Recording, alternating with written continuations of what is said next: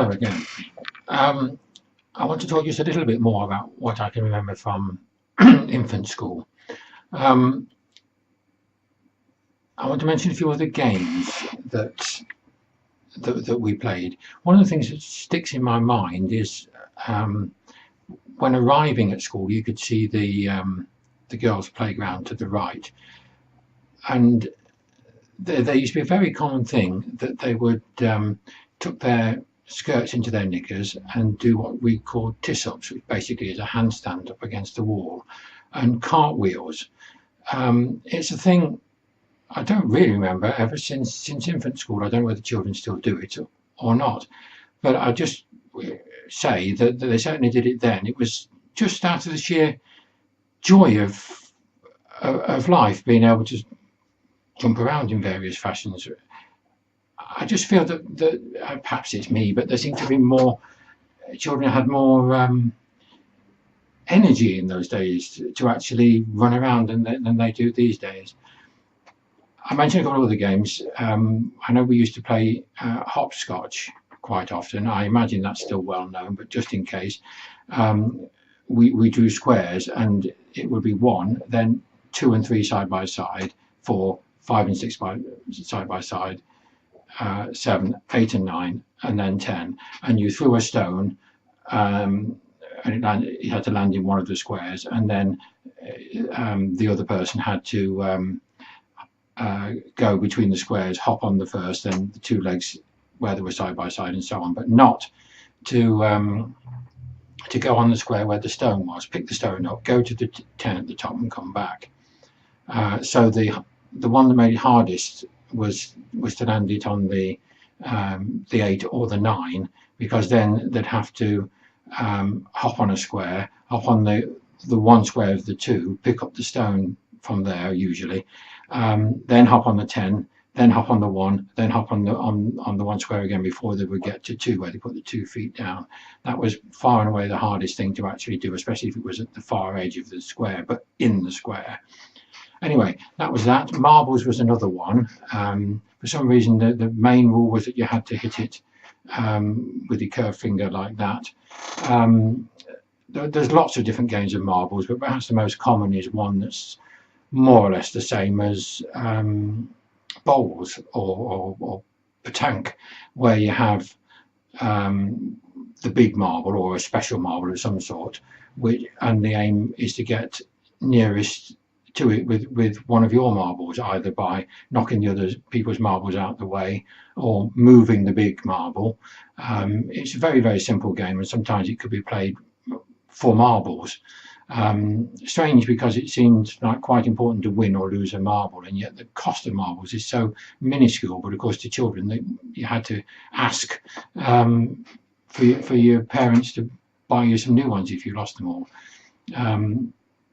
Anyway, that's just a few more words about that. A few more words about the house, the council house. I haven't really properly described it. It had the stairs across the front and what was known as the back kitchen, which was at the front. You entered it from the side, where the back door was at the side. You went into the back kitchen, but it was actually at the front of the house. The road side of the house then, if you like. And then you went into a little hallway, and at the back were 2 rooms. The living room, which had all the kitchen stuff in it, and the table where we ate, and then the front room, which was at the back, where we used to sit in the evening. The front room had a coal fire, which had like a fixed-in gas poker. So you could light the coal fire direct onto the coal by lighting the gas, which was under the grate. So you'd light the gas, then you'd put the coal on, was the easiest way. And so that was lit of an evening. The Rayburn was kept alight all the time in the winter. It heated the water. The strange thing is that would heat the water and the house all day, kept in day and night, and that used 300 weight of coke a month more or less, whereas the fire in the front room, the open fire, used 5 hundredweight of coal. Coal was cheaper than coke, but all the same. Slightly surprising difference, I suppose. Open fires are less efficient than a stove. Next to the Rayburn was the gas cooker, and I remember that well. You turn the gas on, it was a tap which sort of came down on a spindle, and then there was like a flap which you turned to turn the gas on. There was no safety lock on it or anything. Looking back on it, I suppose that was really very dangerous, given that it was coal gas. The gas was poisonous, would explode, of course, if you let enough of it out. And you only had to pull the lever, just flick it like that, and the gas would come on. But we never had a problem at all, I suppose, because it was dangerous. It was clearly dangerous. You didn't touch it until you were allowed, and then only under great supervision. And I do remember the scary thing of lighting it, because if you got too close, you'd scorch your fingers.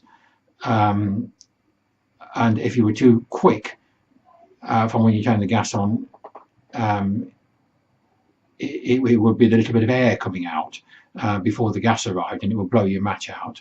So you had to get it just right. You had to turn it on light, gently, of course, so as not to put the match out as you did it, and gauge the correct distance that the flame would come out, so you could just touch the edge of it. It's a technique to be learned, but you learn it because you've either got to start all over again, or you slightly scorch yourself. Interesting thing that with burns, there's always the thing to run it under the cold tap. I've heard people say that you used to be told to use butter. I think that must have come from some sort of official advice, because it always seemed obvious to us that it's too hot. That's why it burned. So you need to cool it. Logically, thinking about it, the quicker you cool down the outside of the skin, the less it will burn into the flesh, which is what does the real damage. That's why cooling it instantly is the most important thing. I suppose butter may have been a cold thing, but as far as I'm aware, there's no advantage whatsoever in butter over simply cold water. But I stand to be corrected on that one. Upstairs, there were 3 bedrooms. My small bedroom, and my parents' bedroom, and what at the time was the spare bedroom, which had the hot water tank in it, heated, as I say, from the Rayburn. Right, I suppose I'll stop there now. Okay, bye.